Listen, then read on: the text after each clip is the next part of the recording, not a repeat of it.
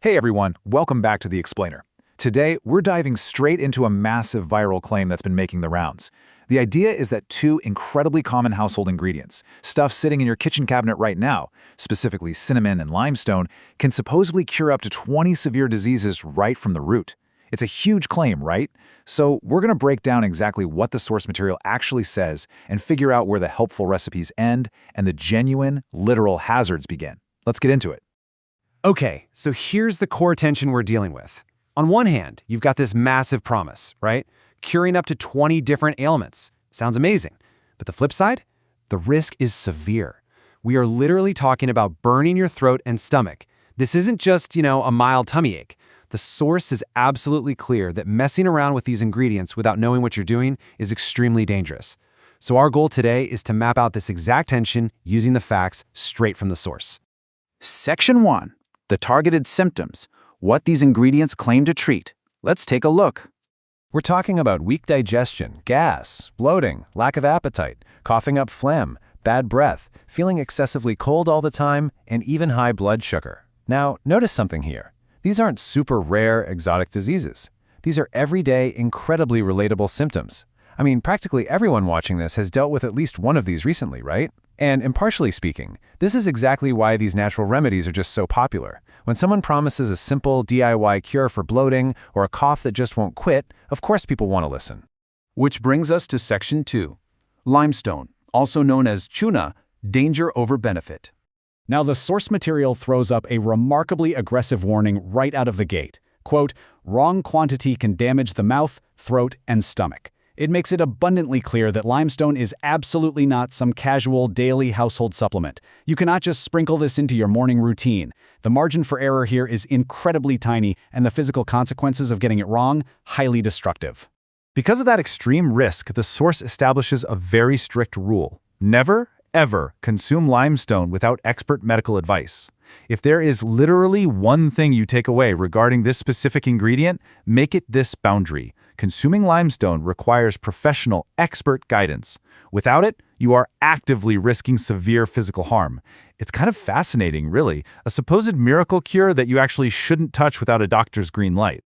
Moving on to Section 3. Cinnamon or Dalchini, the power of recipes. This stark contrast here is pretty brilliant. Think about it. Limestone carries a really high risk, requires expert advice, and is a hard no for daily use. Cinnamon, on the other hand, is described as having a hot nature and, crucially, it's deemed completely safe as a dietary medicine, as long as it's used in proper doses. So unlike limestone, the source actually gives us safe, specific, everyday applications for cinnamon. Section 4. Digestion and gas relief, an Ayurvedic formulation. So, for tackling gut issues, stuff like weak digestion, gas, or lack of appetite, the process is pretty straightforward. You combine just a pinch of cinnamon powder, and notice that emphasis, just a pinch, with some fennel and ginger.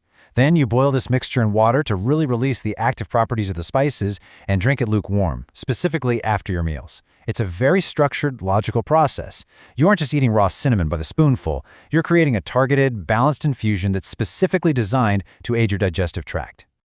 All right, Section 5. Cough and oral hygiene. Targeted relief for the mouth and throat.